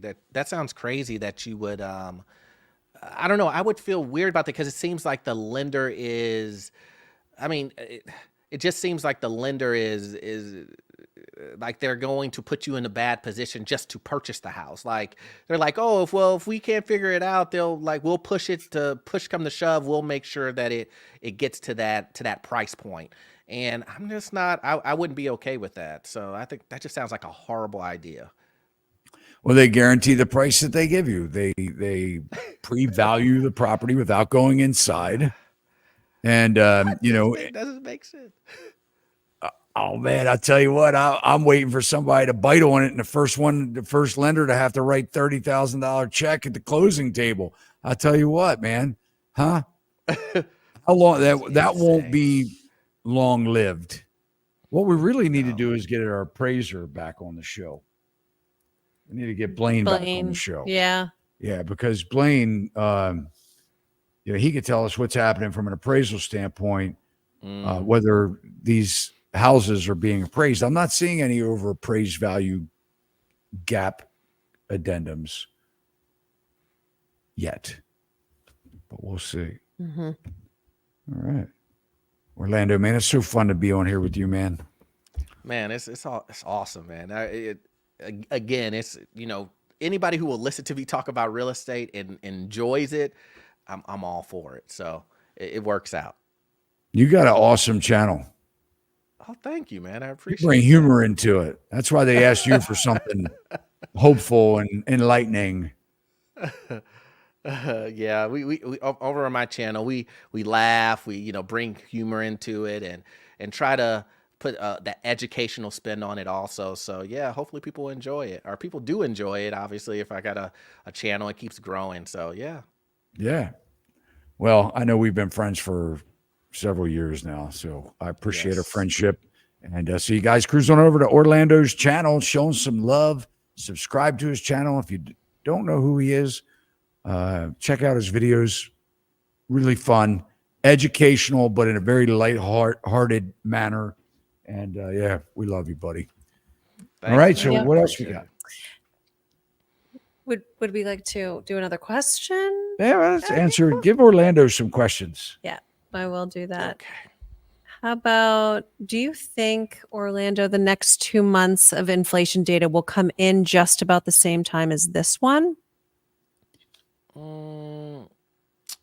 Yes. Does he mean as far? I wonder if he means that the inflation will continue to go up or stay plateau. Is that what he mean? Or does he mean when the data comes in? I'll assume. I think he means as the data comes in. Yeah, I'm reading that too. As the data comes in, is it going to look the same?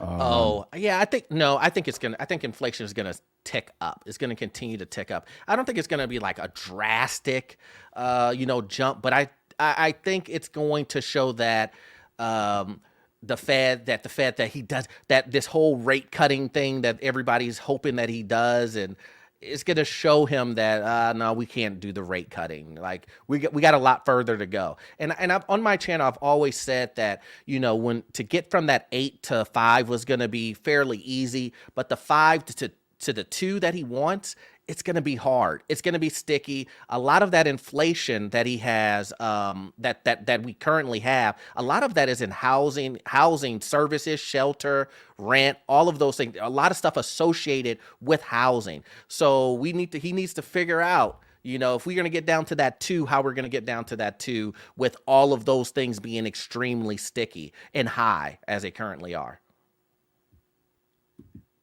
I don't think inflation is really where it is, what they're saying. I think it's much higher than what. Oh, of course it is. Yeah. I agree. Orlando, are appraised values lower than sale prices? No,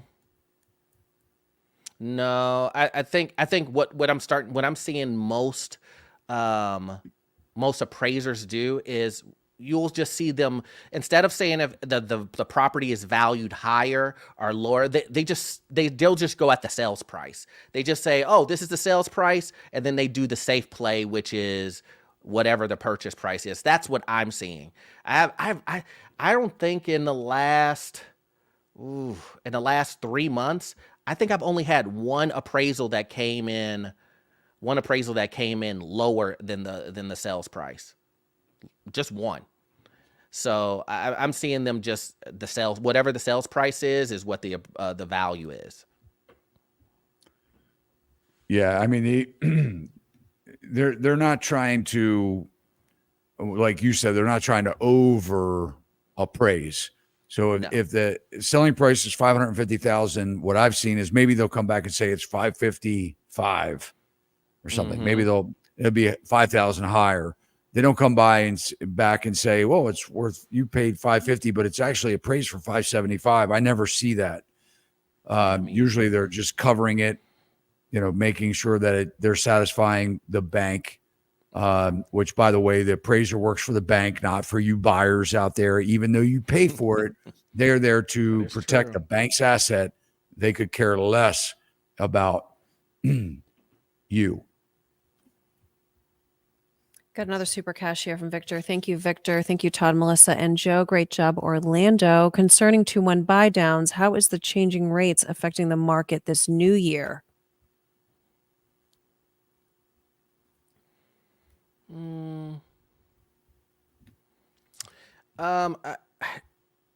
I think in general, I just think that, again, and I'm big against the rate push that everybody's trying to go to, is trying to get the rates as low as possible and then purchase the house. So I think that it's just keeping people out of the market. Most Americans are looking at the monthly view of it, and it's still too unaffordable, and they're looking for rates to come down to what they previously were, and that's just not the case anymore. It's not going to happen. I mean, Todd, when do you think that rate, you think rates are going to get back to 2-3%? In my opinion, I don't think so. I think those days are long gone. So Yeah, I just think that more people should be focused on the asset cost rather than the rates. So I just think it's going to continue to drop demand. I think the only way that we'll see rates below 5.5% is if the Fed starts more quantitative easing and buying mortgage-backed securities. I think that is the only way it will ever happen. It's the only way it's happened in the history of 30-year fixed rate mortgages, is because they started manipulating that by buying the loans, buying the mortgage-backed securities. It's the only way they could. I mean, investors aren't going to give you a 30-year fixed rate mortgage for 2.75%. That's nuts, right? Who would do that? The government. That's it. And that's to encourage price growth.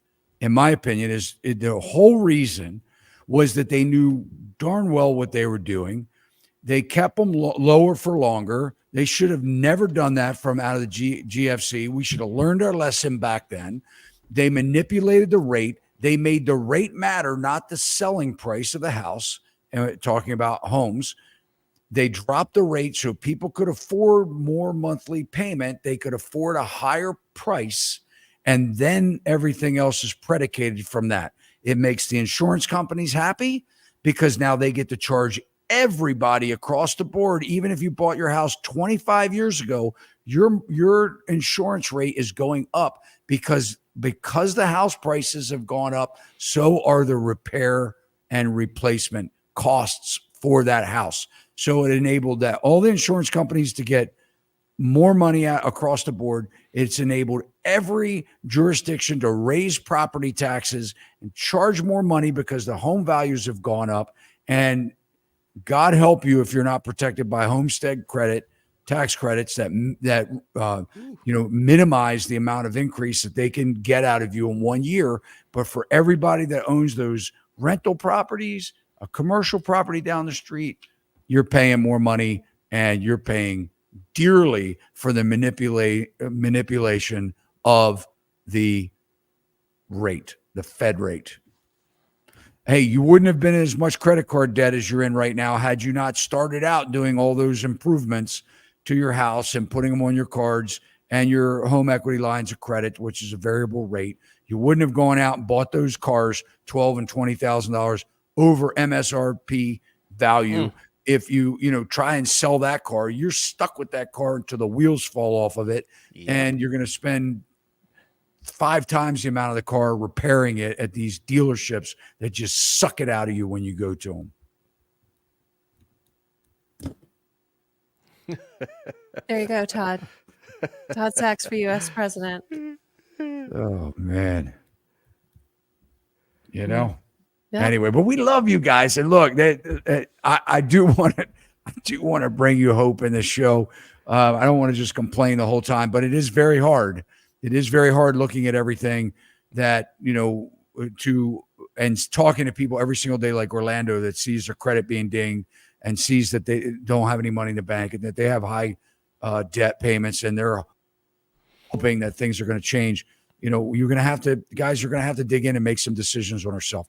We're going to have to start living more within our means and having better experiences instead of better, buying trends or spending more money. We get on Instagram, TikTok, every other thing's an ad, Facebook. Everybody's trying to sell you a subscription and a new this and new that. And we're just going to have to start acknowledging the fact that we're going to be in this for a while.